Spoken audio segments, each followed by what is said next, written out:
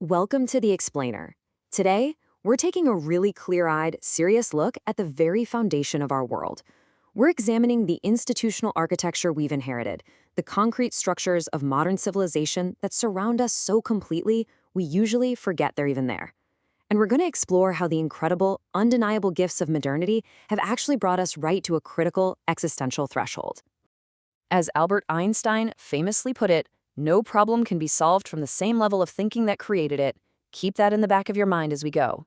Because our modern story truly kicks into gear here. Picture it, dawn on a spring morning in 1829 just outside Manchester. A crowd watches as a steam locomotive hisses, shudders, and lurches forward on iron rails. For the very first time in human history, human beings were moving faster than any animal on Earth. That whistle wasn't just an engineering triumph. It was the first scream of the machine age. Now, that machine age gave us the immense energy to expand across the entire globe. But today, we're focusing on the concrete structures that story built. You see, we live inside a vast architecture we didn't actually design. Much like fish inhabit water they rarely notice, we move through a network of institutions that quietly shape what seems possible and what feels like common sense to us. Think of it like a house. 4 great pillars hold up the house of modern civilization: governance, economy, science, and ethics and meaning.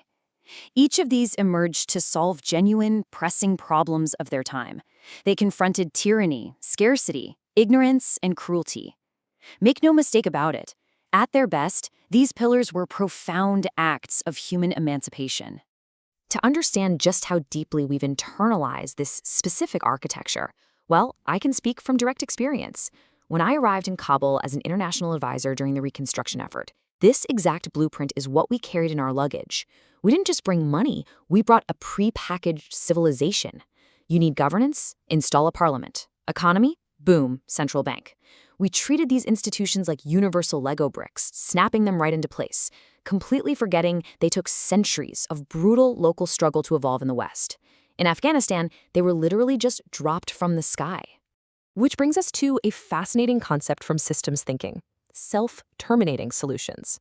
This is a fix that works brilliantly at one scale, but generates catastrophic side effects when pushed way beyond its design context.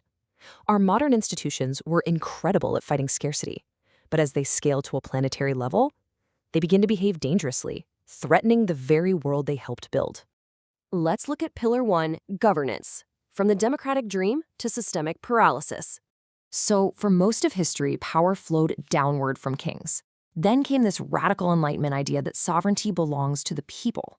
We had these beautiful participatory visions, Thomas Jefferson's informed citizenry, or indigenous models like the Haudenosaunee Great Law of Peace, where clan mothers actually held veto power over chiefs. But contrast that dream with today's reality. We're facing what political theorist Sheldon Wolin called managed democracy. The outward rituals of popular rule are still there for sure, but they mask a deepening capture by concentrated interests, totally trapped in short-term election cycles. If you ever feel like your vote doesn't change the underlying machinery, in 2014, political scientists found that the preferences of average citizens have a statistically negligible independent effect on policy. Moving on to Pillar 2, economy, an engine that burns its own foundations. Look, there is no denying that markets lifted billions from poverty, but beneath that is an architecture of debt-based money creation, which means endless growth is a mathematical imperative. Contraction is an existential threat, and it concentrates wealth by design. To put that into perspective, according to Oxfam, in the early 2020s, the richest 1% of humanity captured 66% of all new wealth created. As Kate Raworth points out, our obsession with GDP measures economic activity, not actual health. So rampant inequality isn't a malfunction, it's an emergent property of the design itself. And this brings us to the magic trick of externalizing costs. Capitalism's engine is incredibly efficient at optimizing exactly what's measured on a balance sheet. Historically, that means optimizing profit while treating the planet's atmosphere and oceans as completely free dumping grounds. The pollution, the electronic waste, the human suffering, none of it is counted. We are essentially throwing away reality itself, just to keep the ledger in the black. Which leads to Pillar 3, science. From mastering nature to remembering we are part of it. Science is our most reliable method for understanding the physical world. It broke the monopoly of dogma and saved billions of lives. But to gain that incredible precision, it kind of had to fragment the world. The philosopher René Descartes literally wrote the source code for this. He created the Cartesian split, dividing reality into mind, or interiority, and matter, which he reduced to just inert stuff. The living world became a mere mechanism. This separation is exactly why our economic systems can look at a living, breathing forest and treat it merely as a timber inventory, entirely devoid of life. And our final one, Pillar 4, Ethics and Meaning, a vacuum where the center once held. For centuries, religious traditions provided shared frameworks of morality. But as secular worldviews rose, the credibility of those institutions declined, leaving a massive vacuum. When Friedrich Nietzsche famously declared God is dead, he wasn't celebrating, not at all. He was issuing a stark diagnosis. The cultural center that once organized our shared moral world had completely collapsed, leaving our communities struggling to find a coherent compass. So, why does this matter? Well, because without a shared moral imagination, our vast freedoms become dangerously aimless. As Hannah Arendt noted, freedom without responsibility easily escapes ethical constraint. And philosopher Hans Jonas warned that our unprecedented technological power absolutely demands a new ethic, one oriented toward long-term consequences. Without it, we run the very real risk of our tools becoming our masters. All of this brings us to the container, the Westphalian trap. Because these 4 pillars don't just float in the void, they're housed inside a really rigid political container, the nation-state.